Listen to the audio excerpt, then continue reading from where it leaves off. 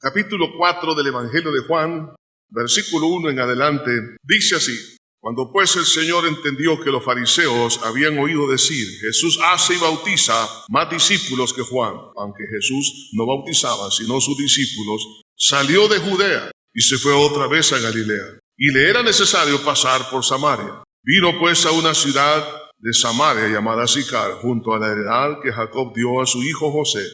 Y estaba allí el pozo de Jacob. Entonces Jesús, cansado del camino, se sentó así junto al pozo. Era como la hora sexta. Vino una mujer de Samaria a sacar agua, y Jesús le dijo, dame de beber. Pues sus discípulos habían ido a la ciudad a comprar de comer. La mujer samaritana le dijo, ¿cómo tú siendo judío me pides a mí de beber que soy mujer samaritana? Porque judíos y samaritanos no se tratan entre sí. Respondió Jesús y le dijo, si conocieras el don de Dios y quién es el que te dice, dame de beber, tú le pedirías y él te daría agua viva.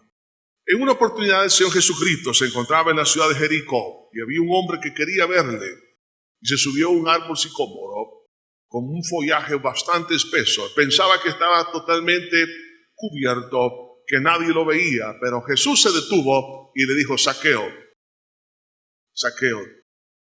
desciende, hoy es necesario que pose en tu casa.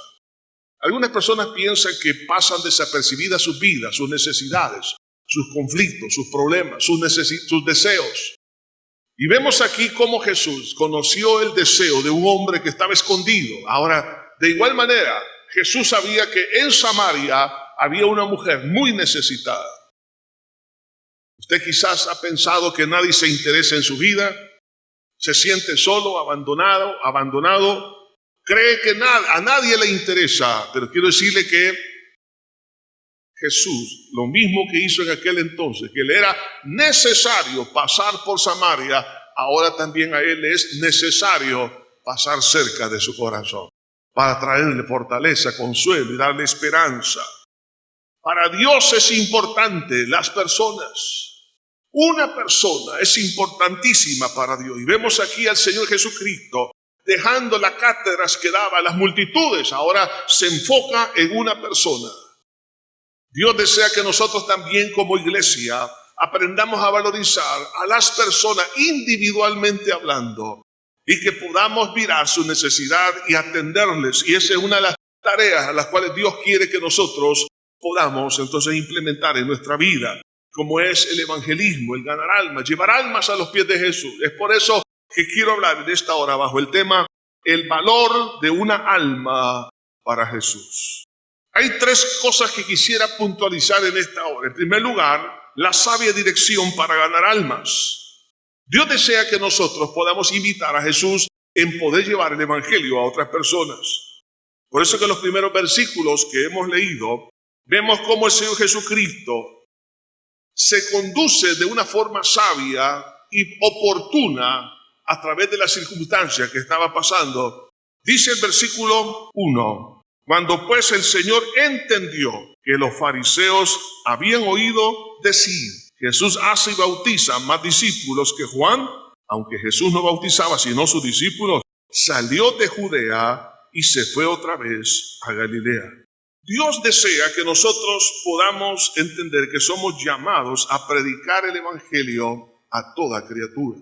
La Biblia dice en Marcos 16:15, id y predicar el evangelio a toda criatura. Jesús estaba enseñando y predicando en Judea, en la parte sur del territorio de Israel.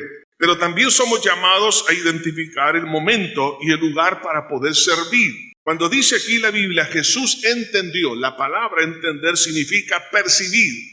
Es decir, el momento oportuno puede ser presente. Tengo que aprender a discernir el presente, discernir el futuro inmediato, el momento y el lugar de hacer las cosas que debo de hacer. No solamente en el área del ministerio, pero también en el área a nivel personal. En qué momento debo de moverme de un lugar a otro, en qué momento debo de poder desarrollar ciertas actividades, dónde tengo que hacerlo.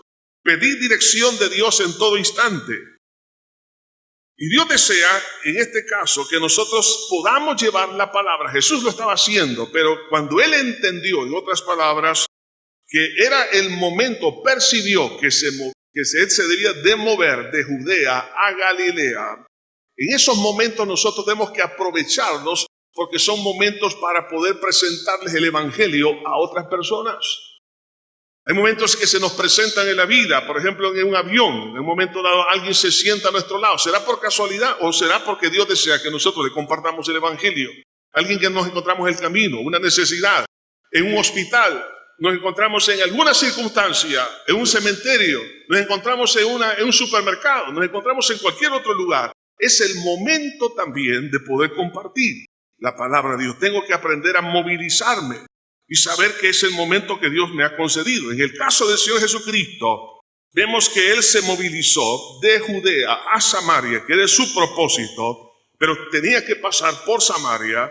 Vemos entonces algunas razones por las cuales Jesús se estaba movilizando. En primer lugar, para evitar prematuramente un alzamiento de los habitantes de esa región en contra de Jesús, porque Él todavía no había terminado su ministerio. Entonces Él tenía que predicar en muchos otros lugares y enseñar la palabra. Evitar así también una muerte prematura, como también poder cumplir el plan de predicación y ministración, y sabiendo que Juan el Bautista estaba en Judea predicando y bautizando también. O sea que Él estaba cubriendo la retaguardia, que sí se estaba enseñando y predicando. Ahora, ¿qué lecciones puedo yo aprender de todo esto? En primer lugar, tengo que predicar y enseñar en todo lugar. Dios me ha llamado a hacer eso, pero también a ser sensibles a la dirección del Espíritu Santo, a hacer un cambio en un momento dado de estrategia, de lugar, del momento adecuado para poder hacer lo que Dios me está llamando a hacer. Cuando Jesús se dio cuenta, percibió que los fariseos decían, Jesús bautiza más que Juan, entonces Él vio eso como una oportunidad para llevar el ministerio a otro nivel. Probablemente hay cosas que pueden significar una especie de amenaza para usted, pero eso no lo vea solamente desde la perspectiva negativa, puede ser una oportunidad para llevar la palabra en otro lugar. ¿Cuántos han tenido que emigrar por alguna situación dentro del país o fuera del país? Pero eso se convierte en una oportunidad para llevar la palabra de Dios. O un cambio de lugar de trabajo, o en algunas circunstancias en el mismo seno de la familia. Todas estas cosas se convierten en grandes oportunidades. Recuerdo cuando mi madre estaba en el hospital, las veces que la llegaba a ver, de repente ella me decía, hijo, mira, ya averigüé, en aquella habitación, la habitación tal, está una persona enferma, tiene esta necesidad. Le he preguntado a las enfermeras, así que quiero que vayas a predicar. O sea, me quedaba un rato con ella, pero ella me mandaba a predicar a todos los enfermos que estaban ahí. Y me decía, y aprovechaba la oportunidad para llevar a las enfermeras a los pies de Cristo, y así sucesivamente. Entonces, lo que quiero decir es que cada circunstancia debe de convertirse en una oportunidad. Entonces, esta posible, llamémosle así, amenaza que venía sobre Cristo por los fariseos, lo que hizo que Jesús se movilizara, era realmente Jesús la ocupó para poder llevar el cumplimiento de la palabra, de llevarlo a todas las naciones. Y dentro de eso se encontraba entonces aquí la ciudad de Samaria, o las ciudades de Samaria.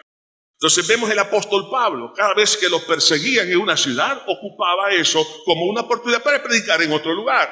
Los perseguían en esta ciudad, entonces él se iba a otra. Entonces quiero que entendamos que nosotros no podemos dejar de decir lo que hemos visto y oído tocante al verbo de vida, que es nuestro Señor Jesucristo.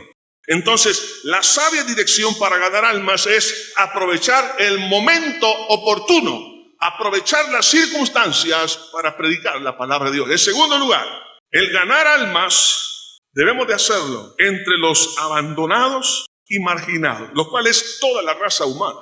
Hay un espíritu de abandono, hay un espíritu de marginación por causa del pecado en el ser humano. Cuando dice aquí, y le era necesario pasar por Samaria, vino pues a una ciudad llamada Sicar. ¿Por qué le era necesario pasar por Samaria? Ustedes saben que la ciudad de Sicar, en el Antiguo Testamento, fue una de las ciudades de refugio donde los homicidas que estaban en proceso de investigación para ver si eran culpables o no, llegaban a esas ciudades y mientras estaba el proceso no podían salir de ahí. sino hasta que ellos fueran absueltos de culpabilidad. De otra manera, ellos iban a morir. Era una ciudad de protección. Sicar, en ese entonces, era una ciudad de refugio.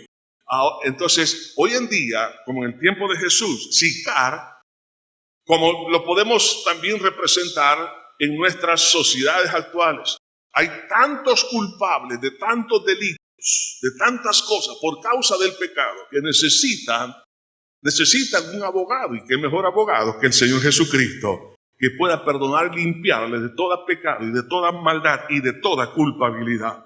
Entonces, es importante que entendamos la parte cultural que luego se convierte en una barrera, no solo en aquel entonces, sino hoy en día, que había entre los samaritanos y los judíos. Por eso, esta mujer, cuando Jesús le pide agua, dice, la mujer samaritana le dijo, ¿cómo tú siendo judío me pides a mí de beber que soy mujer samaritana? Porque judíos y samaritanos no se tratan entre sí. Entonces, para poder llevar es el evangelio, el agua viva, a los que se sienten marginados, a los que viven abandonados, a aquellas personas que están destrozadas en lo más profundo de su corazón. Es importante, en primer lugar, tomar en cuenta la necesidad de derribar las barreras entre las personas. Esta mujer estaba hablando de una barrera, y todas las barreras tienen una historia. La barrera que puede existir entre un esposo y una esposa tiene una historia. La barrera que puede haber entre los hijos y los padres tiene una historia. La barrera que puede existir entre los grupos sociales tiene una historia, o los grupos raciales, todo tiene una historia. Y normalmente estas barreras se establecen por resentimientos que llevan en su corazón. Y eso efectivamente se había dado entre los judíos y los samaritanos. Entonces, veamos aquí el trasfondo de las barreras históricas de los samaritanos y los judíos, para que podamos nosotros entender también las barreras actuales y cómo derribarlas. En primer lugar, podemos recordar la división de la nación de Israel allá por el año 980 a.C. Israel se divide en dos grandes segmentos, las 10 tribus del norte y las 2 tribus del sur. Samaria llegó a ser la capital de la región del norte, y Jerusalén vino a ser la capital de la parte sur. Esa división se dio a causa del pecado, no solo en aquel entonces, sino todas las divisiones hoy en día son por causa igualmente del pecado. Esta división geográfica del reino con 2 capitales, y no solo eso, sino que una división espiritual por intereses políticos, porque los del norte dijeron, para que estos no bajen a Jerusalén a adorar y luego se conviertan en nuestros enemigos, entonces mejor establezcamos nuestra propia religión aquí, para que no vayan a otro lugar con intereses políticos. ¿Le parece esto algo común que sucede ha sucedido en la historia y sucede hoy en día? Efectivamente, vemos entonces que hubo esa división donde los samaritanos, entonces, o las 10 tribus del norte, ellos se convierten prácticamente en un pueblo pagano, entonces, hasta teniendo el mismo origen que los del sur, hablando de, tenían a Abraham como padre, tenían la palabra de Dios en común. Pero sigue en el trayecto de la historia. Vemos que allá por antes del año 722 a.C., Dios había mandado muchos profetas para que las 10 tribus del norte volvieran al Señor. Dentro de esos profetas estaba el profeta Elías y muchos otros profetas para que se convirtieran al Señor. Pero como no hicieron caso, en 722, los asirios invaden Samaria, por supuesto, toda la parte norte, y toman la capital de Samaria. Muchos fueron llevados al destierro. Y la ciudad de Samaria quedó completamente destruida y quedó en miseria. Y unos pocos, y sobre todo los más pobres de los pobres, se quedaron ahí, en Samaria, entre los escombros. El resto fue esparcido en todo el imperio asirio. Estamos hablando entonces por todo el mundo conocido, lo que se conoce como las 10 tribus de las perdidas de Israel. Pero Samaria llegó a ser, pues, de alguna manera, un atractivo para nuevos colonos. Fenicios, venían caldeos, venían de todas partes, llegaron ahí. Entonces empezaron a mezclar no solo la raza, sino la religión. Hicieron un sincretismo, y de ese sincretismo nace una secta judía, que es la secta de los samaritanos, donde había ellos tenían la Torá, los 5 libros de la ley, o los primeros 5 libros de la Biblia, juntamente con otros escritos y otras ideas del paganismo que habían hecho una mezcla. Entonces, como la miseria era tan grande, entonces mandan a llamar a un levita de la parte sur, llamémosle así, de los teólogos del sur, para que llegaran a instruirlos en la verdad. Pero este teólogo, este levita, hizo lo contrario, hizo un sincretismo. En lugar de hablar de lo que dice la Biblia, les abonó o les aprobó sus ideas, que tenían ese sincretismo con la palabra de Dios. De ahí entonces se convierte lo que es la fe de los samaritanos en una mezcla. Podemos hablar de una especie de ecumenismo que había en ese momento. Claro, con estas ideas, ellos vienen cuando Zorobabel regresa de Babilonia con todos aquellos judíos que iban a restablecer el templo. Entonces, cuando miran que están edificando el templo, vienen 2 famosos de ellos, Sanbalat y Tobías. Entonces dijeron, bueno, les vamos a ayudar a reconstruir el templo, porque nosotros tenemos el mismo origen. Tenemos nuestro padre Abraham, Isaac y Jacob, creemos lo mismo. Pero no es que creían lo mismo, sino que ellos eran sincretistas, y los que venían no, ellos venían solamente ubicados en la palabra de Dios. Entonces Nehemías le dijo, no conviene edificaros con vosotros. En otras palabras, no permitieron, y claro, tenían absoluta razón.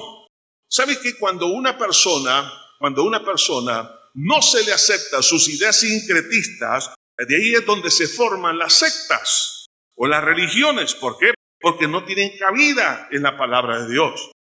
Entonces son personas resentidas porque no se les da cabida a sus ideas, a ideas que han abrazado de otras personas, y entonces esas ideas equivocadas no pueden penetrar en la palabra de Dios, porque la Biblia no es idea de hombres, son los pensamientos de Dios. Entonces los samaritanos, a raíz de esa situación, entonces, ¿qué es lo que hicieron ellos? En Samaria hay 2 montes, el monte Gerizim y el monte Ebal. El monte Gerizim es donde Moisés pronunció y los puso estos 2 montes como una ilustración de las bendiciones y de la maldición. El monte Gerizim puso, digamos, como una ilustración que si el pueblo creía y obedecía a Dios, iban a ser bendecidos. Pero si no creían y desobedecían, estaba el otro monte, el monte Ebal, el monte de las maldiciones. Entonces, los samaritanos dijeron, bueno, aquí Moisés pronunció bendición sobre este monte. Entonces, ellos literalizaron y no entendieron que eso era solamente una figura, pero ellos dijeron, este es el monte sagrado. Y ahí edificaron un templo en competencia con el templo de Jerusalén. Pero en el año 128 a.C., Juan Hircano, un macabeo, el rey macabeo, destruyó ese templo. Hasta el día de hoy, en el monte Gerizim están las ruinas. Usted sabe que todavía hay esa secta de samaritanos. Son pocos, muy pocos, son unos pocos cientos, no llegan ni a miles, no llegan ni a un millar. Pero ahí están todavía y suben a ese monte, a esas ruinas. Entonces, vemos que como la historia entre estos 2 pueblos había provocado una barrera. Entonces, cuando esta mujer le dice a Jesús, entre judíos y samaritanos no se llevan entre sí. Entonces, hay una razón histórica, y en esa razón están también las barreras culturales que se van estableciendo por resentimientos sociales, resentimientos raciales, religiosos y de cualquier otra naturaleza. Entonces, solamente le voy a mencionar por lo menos algunas de estas barreras culturales. Los judíos consideraban a las mujeres samaritanas que eran impuras desde el nacimiento. Para ellos, una mujer samaritana no se le podía ni siquiera ver. Esta es una mujer impura. No se le puede, alguien puede acercarse porque te vas a contaminar. No solo eso, sino que bajo la ley judía, y también lo consideraban así los samaritanos, ellos no podían beber de un mismo recipiente, porque era considerado impuro el compartir un recipiente para beber algún líquido. Entonces, piensen esto. El Señor Jesús le dice a esta mujer, dame de beber. Ya vamos a explicar esto, cómo Jesús derriba esas barreras. ¿Por qué es necesario hablar de este trasfondo.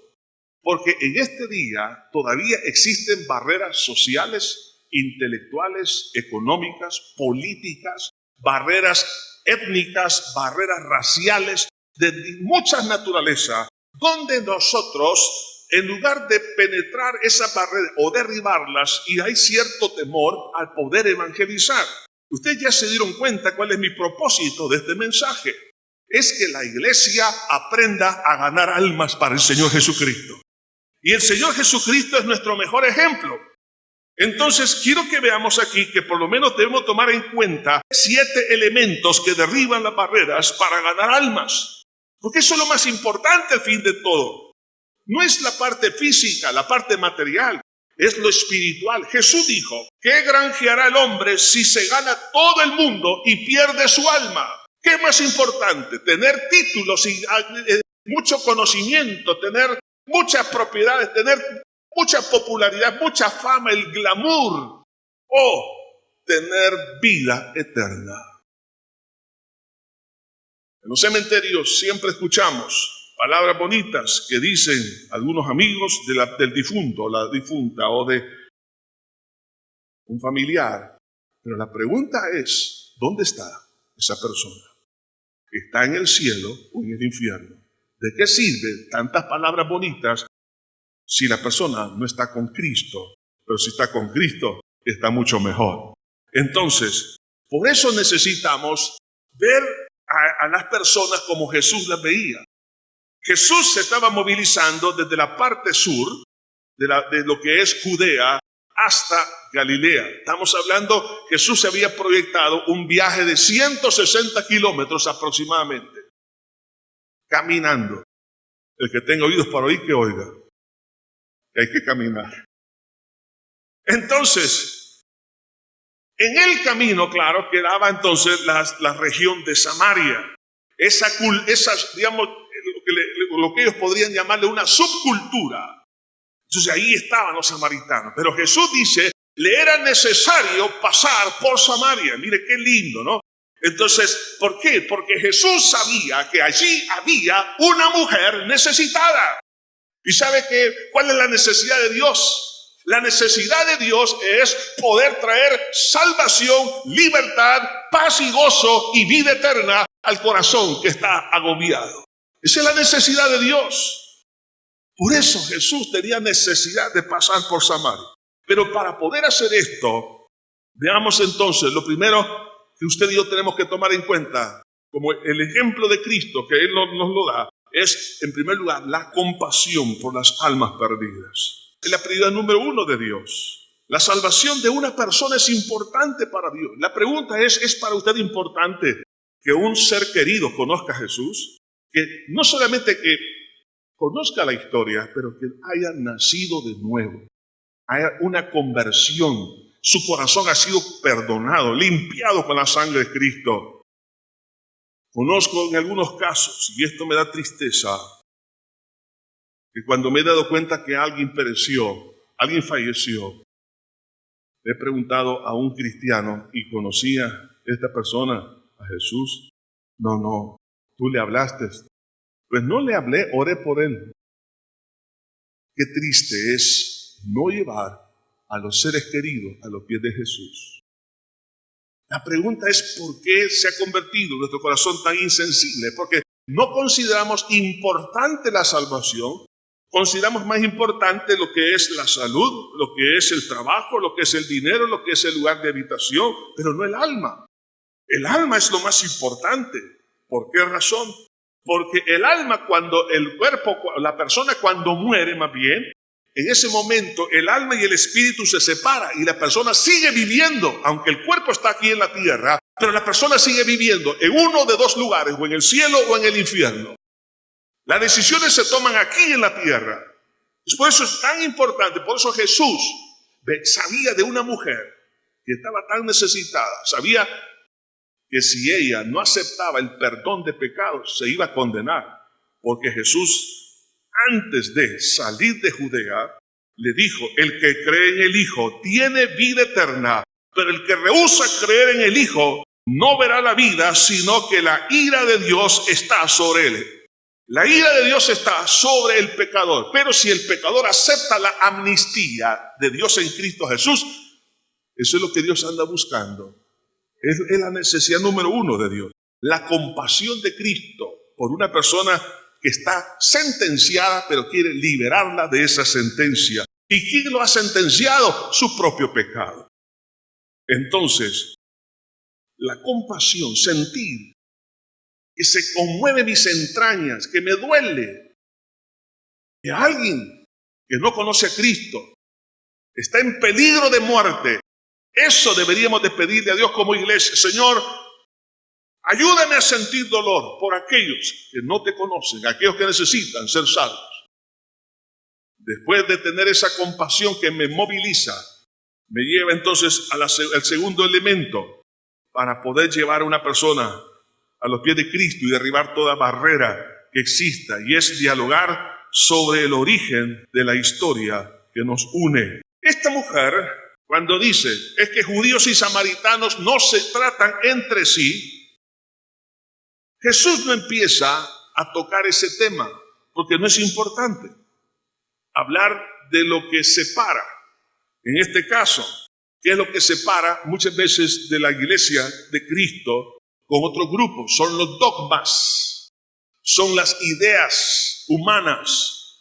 Dejemos los dogmas y no nos metamos a hablar de esas cosas, porque eso no es lo más importante. Lo más importante es que esta persona venga a los pies de Jesús. Hay personas que tienen sus propias ideas, su propia filosofía. Dejemos eso a un lado y enfoquémonos en algo que es en común, y que era en común para Jesús y ella. Dice entonces la palabra de Dios: y le era necesario pasar por Samaria. Vino pues a una ciudad de Samaria llamada Sicar. Era algo en común para los dos pueblos, junto a la heredad de Jacob que dio a su hijo José.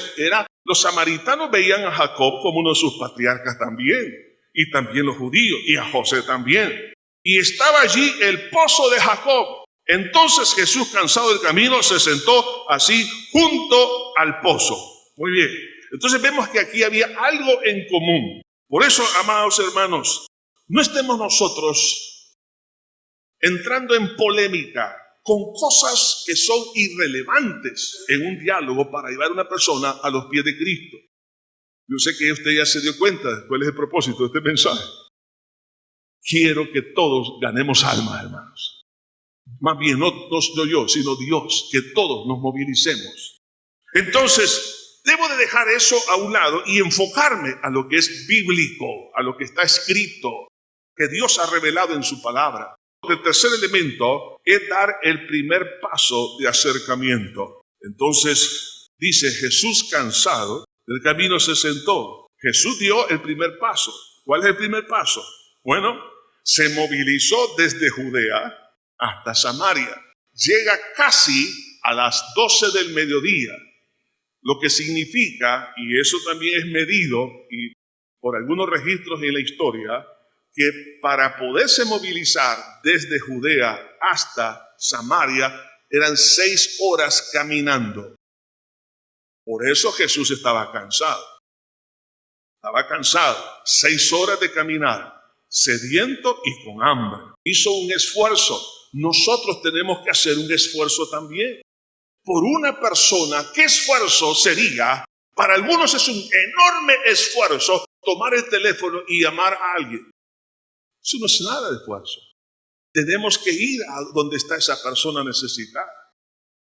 Habrá momentos, hermanos, que tenemos que ir a su casa, ir a un hospital, ir aún fuera del país. Si usted tiene un familiar que se va a condenar eternamente, pregunto, ¿cuántos viajes ha hecho usted de placer? ¿Cuántos viajes de vacaciones? Y se siente feliz, está bien, gócelos. Pero hay momentos en que tenemos que hacer algunos viajes para ir a presentarles el plan de salvación a un amigo, a un ser querido, y eso es más valioso, y Dios lo verá con mejores ojos que las vacaciones que usted tomó el año pasado. Es un esfuerzo, sí, pero no va a ir caminando, se va a ir en avión, dele gracias a Dios. Si tiene que movilizarse dentro de la República, hágalo. Esto implica hacer a un lado mis necesidades temporales por las eternas. Jesús tenía sed y tenía hambre, pero él hizo a un lado su hora de almuerzo por hablar con una mujer que necesitaba de Dios. Habrá momentos así que tenemos que eliminar ciertas cosas o hacerlas a un lado temporalmente por lo prioritario y tengo que evaluar el momento estratégico y esto implica iniciar un diálogo con la persona necesitada. Entonces, cuando dice aquí la palabra, vino una mujer de Samaria a sacar agua, Jesús le dijo, dame de beber. El Señor inicia aquí entonces el diálogo. Y es donde nosotros tenemos que aprender a iniciar este diálogo. ¿Cómo se hace? Haciendo a un lado las barreras en forma muy sabia. ¿Por qué razón? Porque la costumbre de aquel entonces era que no se podía hablar con una mujer si no estaba su esposo. Jesús sabía que no tenía esposo. Entonces Él empieza a presentar. Nosotros entonces tenemos que tener mucho cuidado porque hay muchas culturas muy sensibles. No muy lejos de acá, de nuestro país, hay una cultura donde a las mujeres, ese grupo étnico, las mujeres cuando se les presenta el evangelio dicen, nosotros las mujeres no pensamos, así dicen ellas, hable con mi marido. Eso es lo que ellas piensan, ¿no? Claro que piensan, ¿no? Pero ellas así en su cultura eso es. Entonces, estas cosas tenemos que sabiamente manejarlas para no ofender. Entonces, en este caso el Señor Jesucristo, cuando le dice, dame de beber, habla con sinceridad. Y la sinceridad es importante para botar toda barrera. Cuando dice, dame de beber. O sea, Jesús establece una necesidad que Él tiene. Claro, venía, estaba cansado. Y qué mejor que en un momento dado nosotros podamos empezar un diálogo expresando, por ejemplo, en una plática, tuve una necesidad, por decir algo, de una sanidad divina y Dios me sanó en un consultorio mientras esperamos entrar donde el médico, que hay otras personas ahí oyendo, y dicen, sí, pero ¿saben qué? Esa necesidad me hizo pedir ayuda al Señor. Entonces, cuando nosotros entendemos que somos necesitados, en otras palabras, estamos en el mismo plano que todas las demás personas sobre la faz de la tierra, a diferencia que tenemos ahora el perdón de pecados y la vida eterna, esto me debe de llevar a dar el primer paso de acercamiento. No esperemos que la samaritana, sea quien sea, la persona que esté a su lado, puede ser hombre, mujer, un joven, un anciano, un niño, donde quiera que usted se mueva, pero es una persona que necesita que alguien le traiga esperanza. Y nosotros debemos de dar el primer paso, y eso implica esfuerzo. Implica algunas veces también traer a esas personas a la iglesia, y traerlas en nuestro vehículo, invitarlas una y otra vez, insistir a que se reúnan en los grupos familiares, que asista a la iglesia, que venga, pero nosotros no nos queremos molestar. Y eso es pecado, hermanos. En cuarto lugar, la humildad. La humildad es otro elemento que derriba las barreras, y es la humildad del evangelizador. Jesús, que nuestro mayor ejemplo, cuando dice, dame de beber, esta expresión, dame de beber, era para los judíos tan, digamos, complicado, culturalmente hablando. ¿Por qué? Ya les había mencionado que samaritanos y judíos no podían beber de un mismo recipiente, porque se contaminaban, decían ellos. Cuando Jesús le dice a esta mujer, dame de beber, pero Jesús no tiene recipiente. Jesús está pensando en el cántaro de ella. Por eso ella se sorprende. ¿Cómo tú, siendo judío, me pides esto? Porque samaritanos y judíos no se llevan entre sí. Entonces, este era un modismo, lo que se conoce como un hebraísmo. Entonces, que los judíos y samaritanos, literalmente, digamos, la oración griega, o de original griego, dice, judíos y samaritanos no beben de los mismos vasos. Claro, los traductores bíblicos, para poder que nosotros entendiéramos el significado de ese modismo, se traduce, judíos y samaritanos no se tratan entre sí. Pero cuando uno lo mira en el original, ¿qué es lo que está sucediendo? O sea, lo que Jesús le está diciendo, la mujer está diciendo que judíos y samaritanos no beben de los mismos vasos. Pero Jesús está dispuesto a tomar del mismo vaso de ella. Lo que le está diciendo, en otras palabras, lo que está expresando es humildad.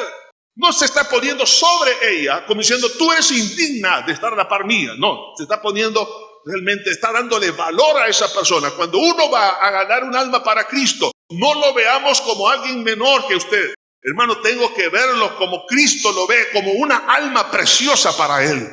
No importando la condición de pecado. Usted dice, es que este hombre merece irse al infierno. O esta mujer.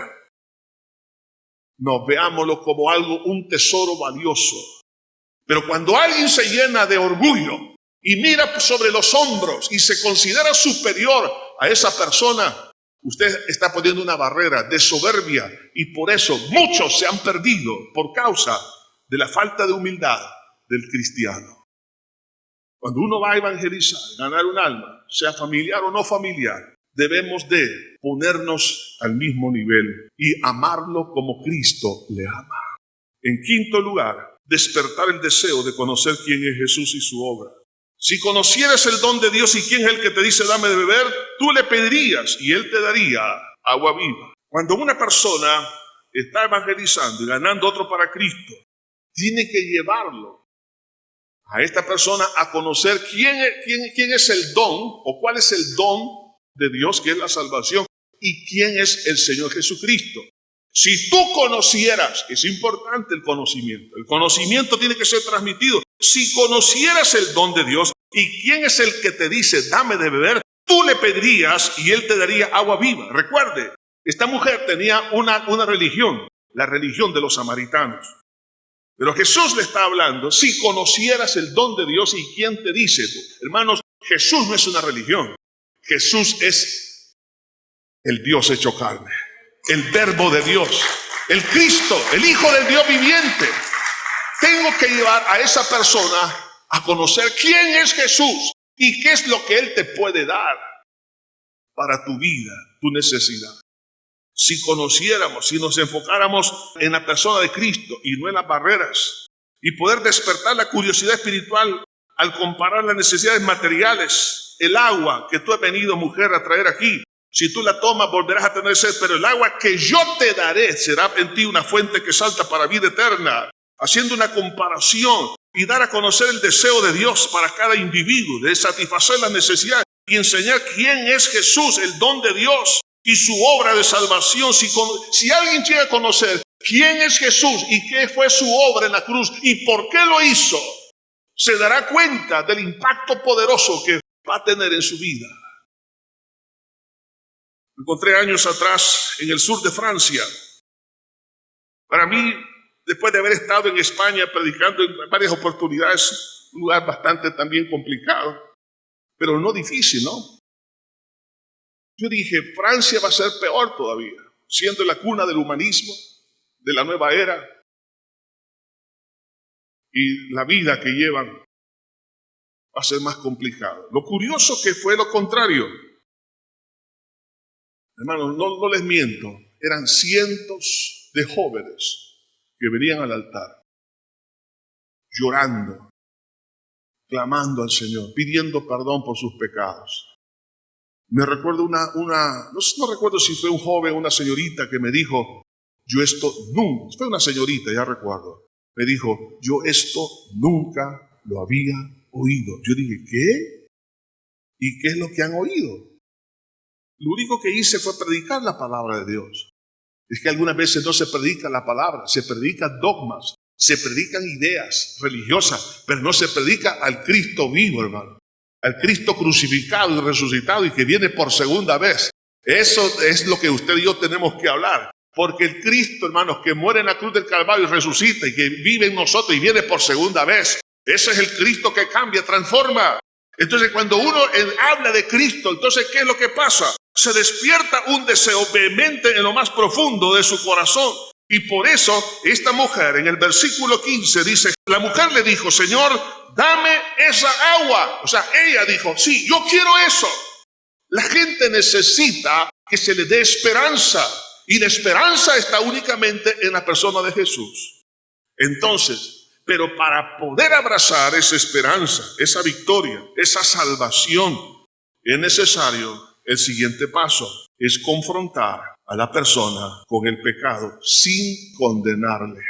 Entonces Jesús le dice a continuación, ve, llama a tu marido y ven acá. ¿Por qué Jesús le dice esto? Le respondió la mujer y le dijo, no tengo marido. Jesús le dijo, bien has dicho, no tengo marido, porque 5 maridos has tenido y el que ahora tienes no es tu marido. Esto has dicho con verdad. Para poder recibir la salvación es importante que la persona reconozca su pecado. Si necesito la medicina, primero tengo que reconocer mi enfermedad. Y la enfermedad se llama pecado. Por eso Jesús le dice, llama a tu marido. Y cuando ella responde, no tengo marido, Jesús le dice, bien has dicho, 5 maridos. En otras palabras, 5 veces te has casado y ahora tienes un amante que dice, no es tu marido. Bien has dicho. Ahora, yo me pregunto, ¿cuántos años tendría esta mujer para haberse casado 5 veces? Y que había un interesado. Yo pienso que cada 2 años cambiaba. Si se casó a los 16 años, como era más o menos la costumbre de aquel entonces, 18 años, o sea, tendría quizás unos 30 y tantos años de edad. Pero tenía tenido 5 esposos y el que ahora tenía no era su marido, era un amante. Entonces, en ese momento, cuando Jesús hace mire, la confronta con su pecado, ella no justificó. En ningún momento le dijo, no es cierto. Gracias a Dios por aquellos que son transparentes con Dios. Gracias a Dios por aquellas personas que dicen, sí, yo soy esto. Tiene razón, Dios me ha hecho un diagnóstico y yo realmente soy esa persona. Entonces vemos aquí que el Señor te estaba despertando la conciencia de pecado y de culpabilidad en ella. En otras palabras, producirle sed y aceptar su condición de pecado. Por eso ella nunca le niega, sino que le dice, me parece que tú eres profeta. En otras palabras, me sacaste una radiografía. Tienes razón, la aceptó. Entonces quiero decirle una cosa, que Dios conoce el pasado y el presente de todas las personas, aunque estén lejos, aunque estén cerca. Dios nos quiere ayudar para reconocer el pecado. Por eso en Juan 16:8, Jesús dijo acerca de la obra del Espíritu Santo, y cuando Él venga, hablando del Espíritu Santo, convencerá al mundo de pecado. Qué lindo es eso, que el Espíritu Santo me saque a luz todo lo sucio que hay en mi alma, en mi corazón, y lo traiga a mi mente, que yo lo recuerde como el hijo pródigo, cuando dice, y volviendo en sí, dijo, ¿cuántos jornaleros hay en casa de mi padre? Yo aquí perezco de hambre. Le diré, Padre, he pecado contra el cielo, es decir, contra Dios y contra ti, papá. No merezco ser llamado tu hijo. Eso es una obra gloriosa del Espíritu de Dios, donde yo reconozco mi necesidad espiritual. Por eso la Biblia dice, bienaventurados los que reconocen su necesidad espiritual, el reino de los cielos les pertenece. La versión del Reina Valera 60 dice, bienaventurados los pobres en espíritu, es decir, los que reconocen su necesidad. Pero hay de aquellos que no reconocen, que han tenido 5 maridos y el que ahora tiene no es su marido. En otras palabras, que no reconocen su pecado, que lo ven como una falla, que lo ven como un error, pero que no lo ven como pecado, no lo ven el cáncer como cáncer. Se va a morir eternamente.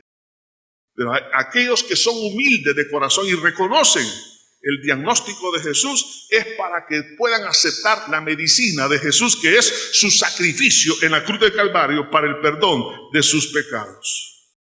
Es importante entonces, oiga bien esto, cuando vamos a evangelizar, confrontar a la persona con el pecado, pero no condenarla, para que veas la necesidad de su salvación.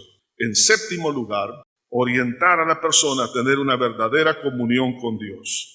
Parece que esta mujer se desvía del tema y le dice en el versículo 20, nuestros padres adoraron en este monte. O sea, como que el tema de la adoración no cabe aquí. Nuestros padres adoraron en este monte y vosotros decís que en Jerusalén es el lugar donde se debe de adorar. Jesús le dijo, mujer, créeme que la hora viene cuando ni en este monte ni en Jerusalén adoraréis al Padre. Esta mujer ya estaba convencida que necesitaba ayuda, pero ella está pensando dentro de los términos religiosos, ¿dónde voy a ir para tener comunión con Dios. Si en el monte Gerizim, donde están las ruinas de aquel templo, que en el año 123 a.C. fue destruido porque supuestamente ellos creían que Dios solamente ahí se manifestaba, o tengo que ir a Jerusalén. Entonces Jesús le dice, ni en el monte ni en Jerusalén. Le está hablando el Señor Jesucristo de una relación de carácter espiritual. Vosotros adoráis lo que no sabéis. Nosotros adoramos lo que sabemos, porque la salvación viene de los judíos. Mas la hora viene, y ahora es, cuando los verdaderos adoradores adorarán al Padre en espíritu y en verdad, porque también el Padre tales adoradores busca que le adoren. Dios es espíritu, y los que le adoran en espíritu y en verdad es necesario que lo adoren. En otras palabras, mujer, ¿sabes qué? La manera de poderte comunicar con Dios para perdón de pecados, quiero que te quites la idea de una relación de un lugar con Dios. ¿Cuántas personas no han dicho esto? No, es que en tal iglesia, ahí sí hay bendición. O en tal país, o en tal lugar, en lugares sagrados, en los monumentos, en los mausoleos, en tantas áreas, los lugares, ahí sí, ahí puedes encontrar la paz y la libertad. No. Usted y yo podemos tener una comunión con Dios y la libertad a través de nuestro espíritu. Poder decir, Señor, tú eres espíritu, estás en todo lugar. Y si estás en todo lugar, hoy puedo yo disfrutar del perdón de pecados. ¿Cómo? Si yo le confieso a Dios mi pecado y le pido perdón, y por la fe en su sangre recibo el perdón, puedo recibir el perdón de pecados conduciendo el vehículo, estando en mi casa, estando en el trabajo, donde sea. Lo importante es que Dios está en todo lugar, mujer. Por eso hermanos, no hay que estar discutiendo, véngase aquí, véngase allá. No. Es que la persona tenga una relación personal con Dios. Y hay que clarificarle que la comunión es de carácter espiritual. Los lugares sagrados, los lugares santos. Por eso que hay tanta gente que peregrina, porque supuestamente iba a recibir algo de Dios. Las obras, los sacrificios, los lugares donde se congregan. Pelean por eso, y no es así. Es en la comunión con Dios. Y esto hizo que esta mujer entendiera que Jesús era el mediador. Porque entonces ella le hace una pregunta, y es una pregunta muy interesante. Le dijo la mujer, sé que ha de venir el Mesías, llamado el Cristo. Cuando Él venga nos declarará todas las cosas. Jesús le dijo, yo soy el que habla contigo. En ese momento esta mujer creyó que Jesús para ella era su salvación, era el Cordero de Dios, el Mesías que iba a cargar el pecado, la culpabilidad que había cargado por tantos años. Entonces ella abrazó esa fe. Cuando los hombres y las mujeres abrazan esa fe en Cristo, entonces disfrutan de un poder liberador inmenso. Entonces esto nos lleva a considerar el beneficio de una alma redimida a nivel personal y social. Vea que en el versículo 28 dice aquí la palabra, entonces la mujer dejó su cántaro y fue a la ciudad. ¿Por qué dejó su cántaro? Jesús le había pedido agua, ¿sí o no? Ella estaba viendo cómo podía evadir eso. Pero cuando una persona, oiga esto, una persona ha sido transformada, cambiada, no es que tanto se le olvidó el cántaro, sino que Jesús quería agua, no le deja un poco de agua, le deja el cántaro de agua. ¿Qué pasa cuando usted y yo hemos sido perdonados? No tenemos miseria para Cristo. Algunas personas dicen, le voy a dar este poquito de tiempo, lo que me sobre. Cuando ya tenga 103 años, le voy a dar los años que me resten. Hermano, es cuando una persona ha disfrutado del agua de vida, ha sido perdonado, ha sido limpiado, esa persona no tiene miseria, le da lo mejor a Cristo, los mejores tiempos, los mejores años, le da lo mejor, lo que tiene, le da lo que tiene. Y no siente carga por lo que Dios le está pidiendo, sino que da más, como aquella mujer que dio el perfume que costaba muchísimo dinero. Por eso, la persona que ha sido transformada y cambiada complace el corazón de Jesús. Y no solo eso, sino que se convierte en un instrumento de salvación para otras personas en forma espontánea. Jesús no le dijo, ve a predicar a la ciudad de Sicar. No, ella inmediatamente se movilizó. Una persona que ha sido cambiada se moviliza. No necesita que alguien le diga, enseñe, predique, testifique de Cristo, evangelice. Lo hace, ¿por qué? Porque su naturaleza nueva le impulsa a compartir las buenas nuevas. Pero ¿sabe qué? No solamente hace un bien al Señor en complacer el corazón de Él y ponerse a sus órdenes, sino que hace bien a los demás. Y esta mujer, al ir a la ciudad de Sicar, recuerden, la mujer que llegaba a la hora sexta, es decir, al mediodía, a sacar agua, eran las mujeres de mala reputación. Era, como he mencionado, el lugar de socialización de todas las mujeres, como hoy en día el salón de belleza, el salón de té, ¿sí o no? Sí, tienen temor de decirlo, ¿no? Pero ahí se saben todos los chambres, los chismes, ahí se sabe todo. Entonces, claro, en aquel entonces cuando llegaban a traer agua, era el momento de diálogo. Pero esta mujer no tenía con quién dialogar. ¿Por qué? Porque conocían su reputación, que había tenido 5 maridos, y me imagino que la veían a ella como la mujer peligrosa para otras esposas, que si no hay que me robe el marido esta también.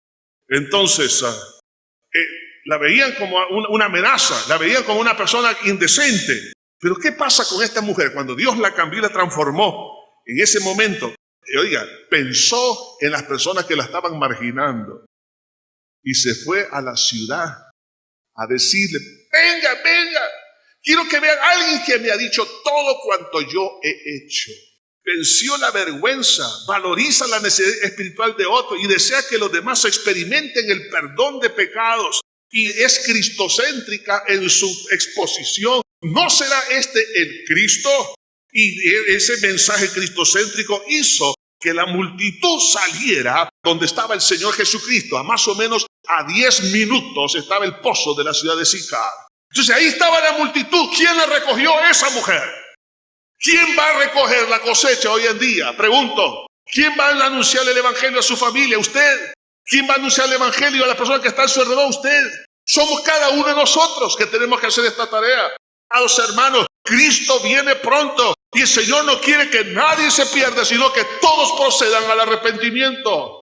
Pero es nuestra responsabilidad hacer estas cosas. Los discípulos en ese momento vienen, traen pan, no sé qué traían, pero algo traían de comer. Me imagino que agua también. Entonces, en el versículo 31 dice, entre tanto los discípulos le rogaban diciendo, Rabí, come. Y le dijo, yo tengo una comida que comer que vosotros no sabéis. Se quedó sorprendido, ¿no? Y dice, entonces los discípulos decían unos a otros, ¿le habrá traído a alguien de comer? Jesús le dijo, mi comida es que haga la voluntad del que me envió y que acabe su obra. ¿No decís vosotros si aún faltan 4 meses para que llegue la siega? Y aquí os digo, alzad vuestros ojos y mirad los campos porque ya están blancos, listos para la siega. Jesús le está diciendo, miren, esta es la necesidad. Mi necesidad número 1 no es el pan que ustedes me traen. La necesidad número 1 para ustedes y para mí no es el techo, no es el vestido, no es el alimento, no es la educación. La necesidad número 1 es que haga la voluntad de Dios y acabe la obra. Hermanos, si nosotros tuviéramos esa gran necesidad, les puedo decir una cosa, se lo garantizo. Y ya hago un llamado para toda la población cristiana, a todos aquellos nacidos de nuevo en este país. Si todos hiciéramos un esfuerzo evangelístico de ganar por lo menos 10 personas en el año, llevarlas a los pies de Cristo, esta nación sería completamente cambiada y transformada. Pero ¿sabe por qué hay tantos niveles de maldad y violencia? Es por nuestro adormecimiento. Andamos buscando pan, como los discípulos. Pero el verdadero pan es el pan de vida. Estamos, hermanos, embebidos en nuestros propios quehaceres. No hablamos de Cristo a ninguna persona. Y mientras eso sucede, el diablo está llevándose almas al infierno. Nosotros somos llamados a despertar y Jesús los despierta y le dice, alzad vuestros ojos. Porque cuando lo dejaron a Jesús, él estaba solo. Cuando regresa, ven una multitud.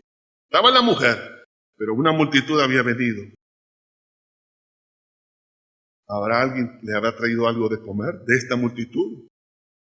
Y Jesús le dice, alzad vuestros ojos. En otras palabras, miren, está preparada el ambiente, los corazones, solo para que ustedes los cieguen. En otras palabras, ustedes no van a sembrar. Jesús es el que ha sembrado su vida. Ustedes van a entrar a cegar, a cortar, a llevar almas a los pies de Jesús. Mi pregunta para usted y para mí es esta en esta hora. ¿Estamos dispuestos a servir a Cristo? ¿A evangelizar? ¿Llevar almas a los pies de Jesús? ¿Y testificar? La Biblia dice, el fruto del justo es árbol de vida y el que gana almas es sabio. Santiago 5:20 dice, sepa que el que haga volver al pecador del error de su camino, salvará de muerte un alma y cubrirá multitud de pecados. Daniel 12:3, para aquellos que están entregados y dispuestos a servir, dice, los entendidos resplandecerán como el resplandor del firmamento, y los que enseñan la justicia, es decir, el evangelio, enseñan la justicia a la multitud como las estrellas a perpetua eternidad. El valor que usted tiene para este país y el mundo entero es enorme. Ahora, usted y yo un día seremos recompensados, aunque no lo merezcamos, hermano, pero Dios lo va a hacer en el tribunal de Cristo. Pero la pregunta es, ¿estoy viendo yo las almas? ¿Estoy viendo el campo que ya está listo, está preparado? Hermano, está listo. Usted y yo tenemos que cosechar. El pozo de Jacob solo traía agua natural, pero el pozo de Jesús trae agua para vida eterna. Y Dios desea que todas las personas le conozcan y que sean salvas. Por eso está dispuesto a entregar su vida y decir, Señor, hay un samaritano, hay una samaritana que necesito hablarle este día. Mañana será otro, pasado mañana será otro, pero cada persona necesita de la salvación. Oremos, Señor, ante ti estamos en esta hora, pidiéndote perdón en primer lugar por nuestra negligencia. Estamos tan preocupados por el pan natural que por el pan espiritual. Señor, ayúdanos a ver las multitudes, a ver a los individuos como almas necesitadas, para que podamos llevarlos a tus pies. Que cada uno, Señor, podamos evangelizar, cada uno podamos expresar el conocimiento de tu palabra. Señor, no es posible que un miembro de la familia se pierda eternamente. No es posible. Teniendo nosotros el conocimiento de la palabra para que sean salvos. Señor, quita toda negligencia, toda apatía. En este día, Señor, te pedimos por aquellos que no te conocen. Prepara esos corazones. Tú, Señor, preparaste de antemano, antes de tu llegada a esa samaritana. Preparaste a la ciudad de Sicar, todos los habitantes, para que ellos te recibieran también. Señor, tú has preparado los corazones. Solamente nosotros tenemos que movilizarnos y llevar las buenas nuevas. Señor Jesús, bendice a cada uno. Ayúdanos, Señor, a no pasar de largo las oportunidades en ese pozo, en ese lugar donde podemos tener contacto personal.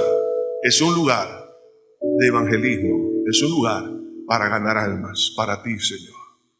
Bendícele, Señor, a mi hermano y a mi hermana, a todos nosotros. Ayúdanos, Señor, a todos a poder ser ganadores de almas. En el bello nombre de Jesús lo pedimos todo. Amén y amén. Estimado amigo y amiga que en esta hora ha escuchado el mensaje de la palabra de Dios, Dios tiene una linda oportunidad para usted, pero usted tiene que tomar una decisión, y es una decisión de fe.